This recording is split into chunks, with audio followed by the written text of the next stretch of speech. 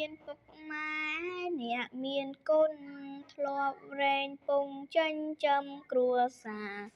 ម៉ែដេរប៉ាំងចំអិនអាហារ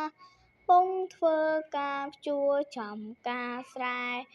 មែនហើយជួចំការស្រែពុកម៉ែខ្ញុំខិតខំធ្វើការទាំងទ្វេហាពុំដែលត្អូញត្អែ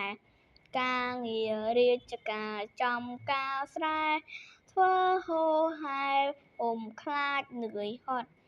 មែនហើយពុំខ្លាចនឿយហត់ខ្ញុំស្រឡាញ់គោរពលោកណាស់ព្រោះលោកចាពូកែទ្រាំអត់គុណធំធេងដែលគ្មានកំណត់